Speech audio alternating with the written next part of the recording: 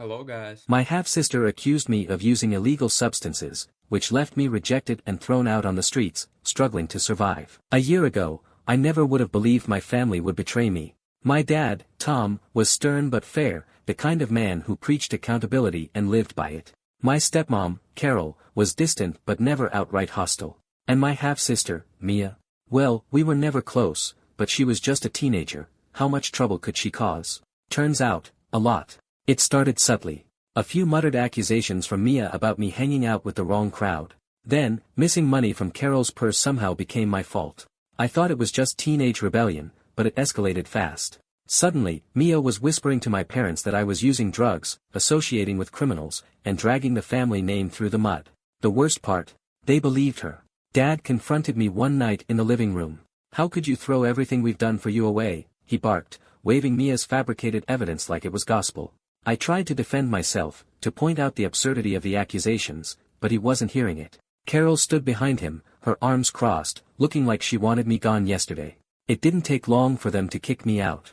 My protests fell on deaf ears as they packed my bags and shoved me out the door. I stood on the curb, staring at the house I grew up in, the lights flickering in the windows like a mocking reminder of what I'd lost. Homeless and alone, I thought, what the hell just happened? Being kicked out of my house was devastating, but it didn't compare to what came next. Mia's lies followed me like a bad smell, tainting every corner of my life. Word spread fast in our small town, faster than I thought possible. Suddenly, neighbors who used to wave when I walked by avoided eye contact. Old friends didn't bother returning my texts. Even my manager at work, who had always been supportive, started looking at me differently. The final blow came on a cold Thursday afternoon. My manager called me into his office, his face heavy with forced sympathy. "We don't think you're the right fit anymore," he said, sliding a final paycheck across the desk. He didn't have to explain. I knew exactly why I was being let go. Mia's stories had painted me as untrustworthy, and no one wanted to risk having me around.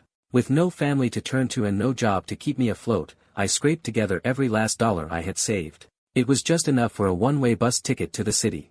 Leaving my hometown felt like tearing off a bandage that had been clinging too long, but staying wasn't an option. Every familiar street and building had turned into a reminder of how quickly my life had fallen apart. But the city wasn't kind. I spent my first night sleeping on a park bench, my suitcase tucked under my legs for safety. The days that followed blurred together, cold mornings walking aimlessly, afternoons spent poring over job listings at the library, and nights wondering if I had made a terrible mistake by leaving. My stomach growled constantly, and I rationed granola bars like they were gold. I'd never felt so invisible. That's when I stumbled into the diner.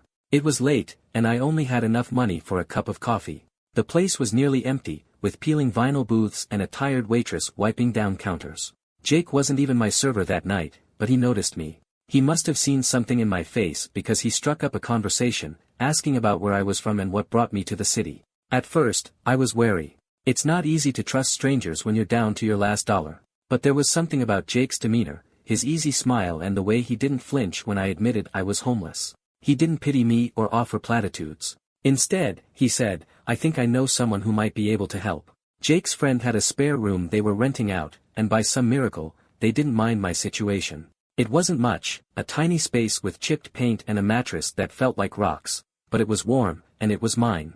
That room became my sanctuary. With a roof over my head, things began to shift. I found a job at a local hardware store, and though it wasn't glamorous, it was steady. Each paycheck felt like a small victory. The city gave me something my hometown couldn't, a chance to rebuild without the weight of my past hanging over me. Slowly, I started to feel human again. Jake became more than just the guy who helped me out. We spent hours talking over greasy diner meals, sharing stories about our lives and laughing about everything and nothing. He had this way of making the world feel lighter, like maybe all the bad stuff wasn't permanent. I wasn't used to someone being in my corner, and Jake became my anchor. For the first time in months, I felt like I was on solid ground. The city wasn't easy, but it was big enough for me to disappear into its chaos and start over. I thought I had left the worst behind me. But my past wasn't done with me yet. Starting over in a new city wasn't easy, but for the first time in months, I had hope. The hardware store job wasn't glamorous, but it was something steady to build on.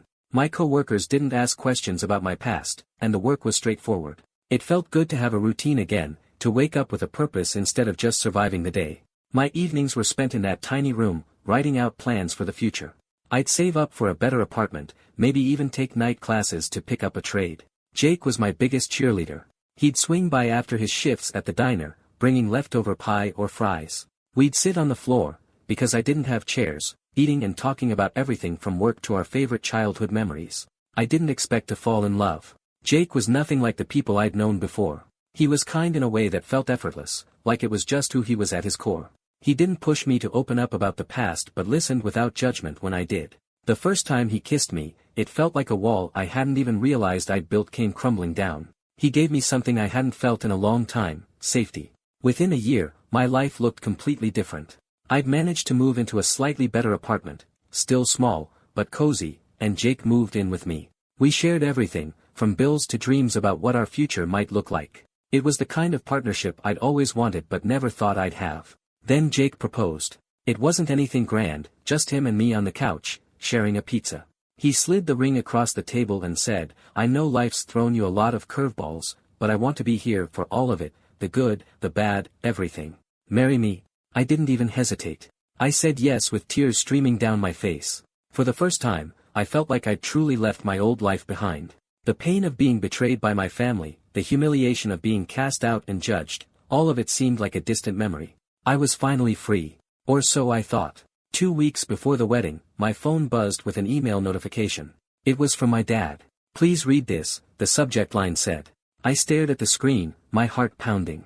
It had been over a year since we'd last spoken, and seeing his name brought everything rushing back. Against my better judgment, I opened it. The first line stopped me cold. "Mia's lies have come to light, and I'm so sorry for not believing you." The email lingered in my mind for days, its contents reopening old wounds I thought had healed. My dad's words were heavy with regret, admitting that Mia's lies had finally unraveled. He wrote of his shame, how he had failed me by believing her manipulations. He ended with a request to walk me down the aisle, a symbolic gesture of reconciliation.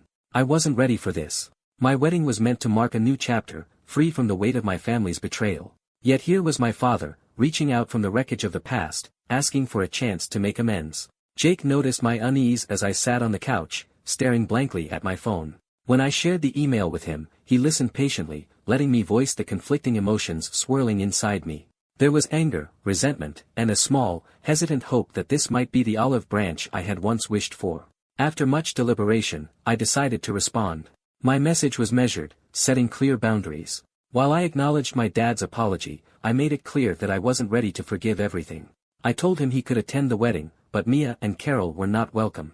It was my day, a celebration of the life Jake and I were building together, and I needed to protect the peace I had worked so hard to find. My dad's reply came quickly. He explained that leaving Mia behind wasn't something he could do, especially given how much she was struggling. His words were firm but tinged with regret, and I knew what it meant: he wouldn't be coming either.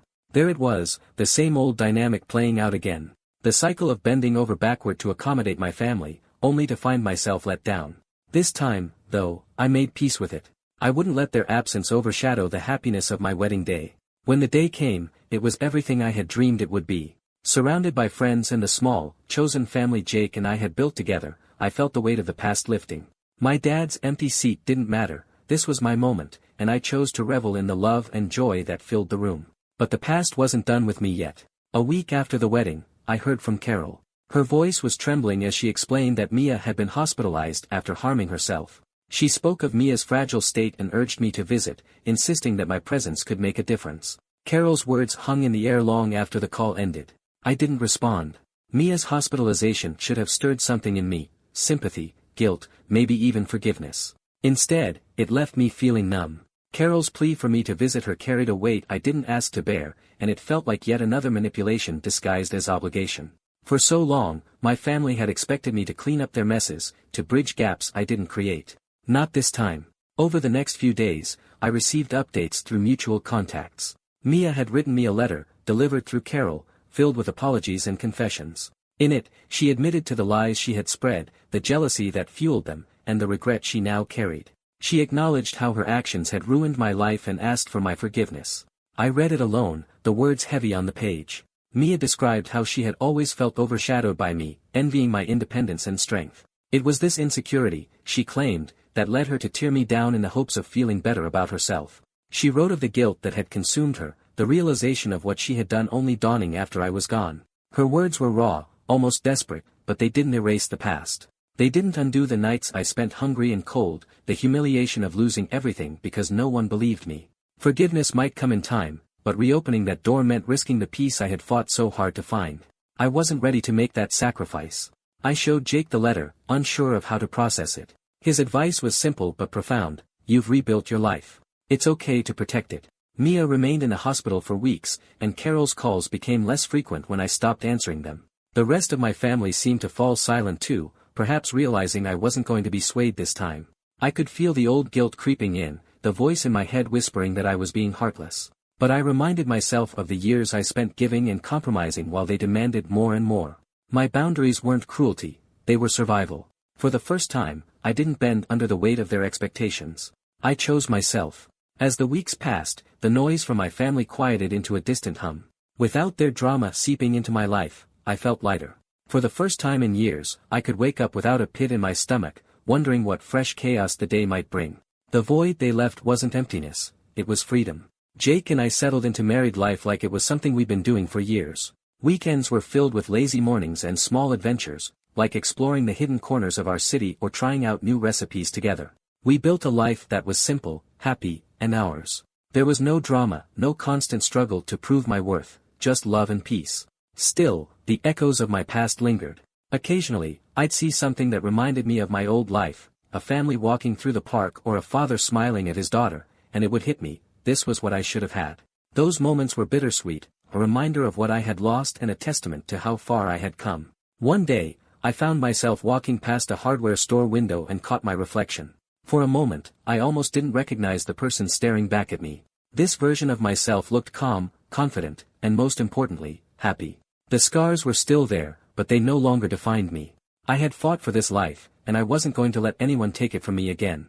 It wasn't just the family I had grown up with that I was healing from, it was the part of me that still sought their approval, the part that whispered, "What if they finally loved you the way you deserve?" Letting go of that hope was harder than cutting ties with them, but it was necessary. Jake noticed the change in me too. "You're smiling more," he said one evening as we sat on our balcony, watching the sunset. "It's nice to see." I smiled back, realizing he was right. For so long, I had been carrying the weight of rejection, betrayal, and loss. Now, I was finally learning what it felt like to put it down. But healing wasn't a straight path. There were still moments of doubt, times when I questioned whether I'd done the right thing by keeping my distance from my family. Whenever those thoughts crept in, I reminded myself of the life I was building, the love I had found, and the strength it took to get here. This was my life now, and I was determined to protect it. Months turned into a year, and the distance between my family and me grew into something that felt permanent. At first, I thought it would weigh me down, the absence of closure gnawing at me like an open wound. But instead, I found myself breathing easier, my focus shifting entirely to the life Jake and I were building. Every so often, though, a reminder would creep in. An email from my dad, short and cautious, checking in without saying much. A voicemail from Carol, asking if I'd reconsider visiting Mia, her tone laced with guilt. I never replied, deleting the messages before they could burrow into my mind. I had spent too long living for other people, bending to their whims and expectations. Now, I was living for me. Jake was my rock through it all. Whenever I doubted my decision to maintain distance, he'd remind me of the strength it took to set boundaries in the first place. "It's not about punishing them," he'd say. "It's about protecting yourself." One evening, as we sat together watching a mindless sitcom, Jake turned to me with a question that stopped me in my tracks. "Do you think you'll ever forgive them?" The answer wasn't simple. Forgiveness was something I'd wrestled with since the moment I left my hometown.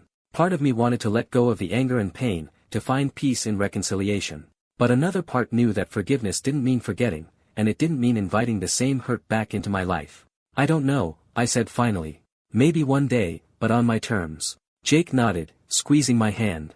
"That's all that matters." In truth, I was beginning to understand that forgiveness wasn't something I owed anyone but myself. It wasn't about saying their actions were okay, it was about releasing the hold they had over me. For now, though, keeping my distance felt right. I wasn't ready to let them back in, and that was okay. Mia's letter remained tucked away in a drawer, unread since the day I received it.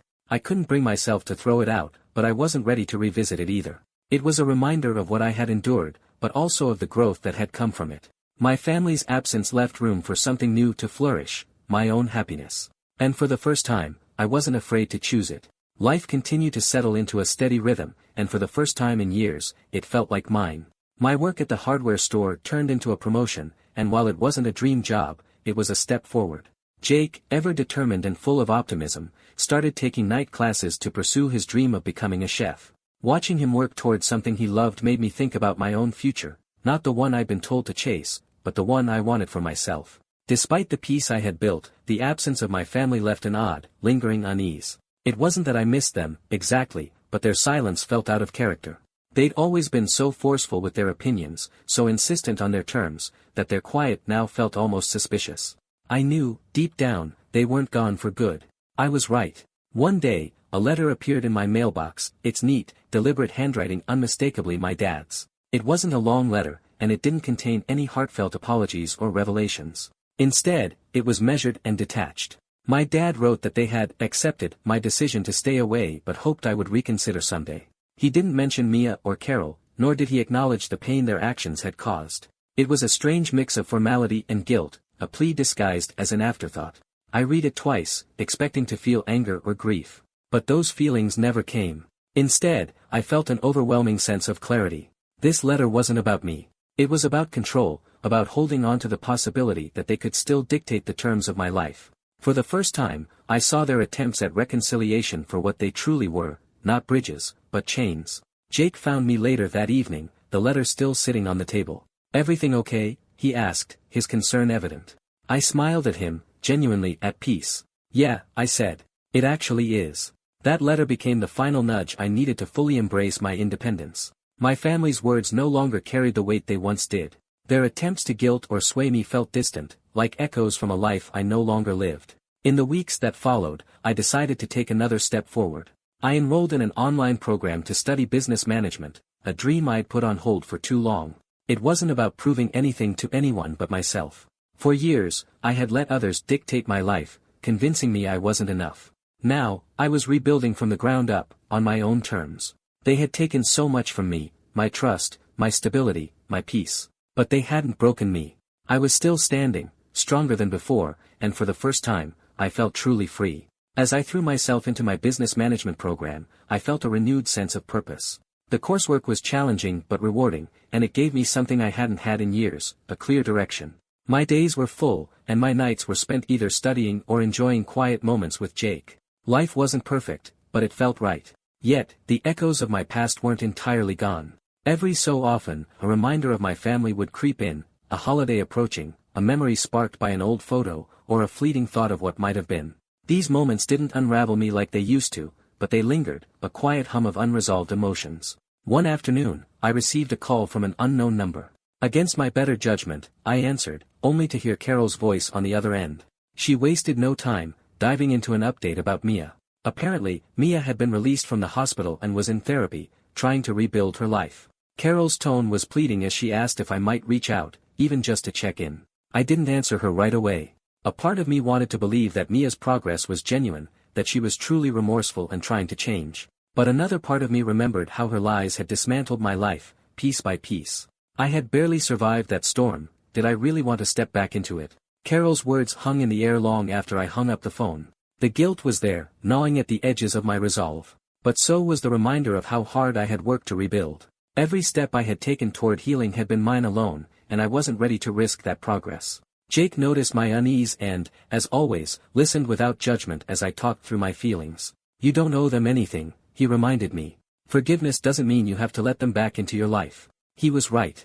I had spent so much of my life trying to earn my family's approval, to fix what I didn't break. Now, I realized I didn't have to carry that weight anymore.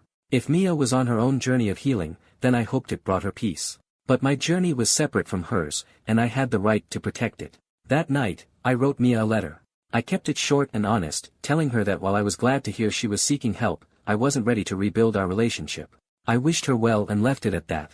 When I sent it off, I felt a strange mix of sadness and relief, as if I had closed another door I didn't even realize was still open. It was another step forward, another piece of the past I let go of. The echoes would always be there, but they were quieter now, and they no longer held me back. The letter to Mia felt like the closing chapter of a book I'd been trying to finish for years. I didn't expect a reply, and I wasn't looking for one. My words to her weren't about reconciliation, they were about finding peace for myself. In the weeks that followed, life began to feel lighter. The weight of my family's expectations and betrayals no longer loomed as large. I threw myself into my studies, finding excitement in learning about strategies and tools that could shape a better future.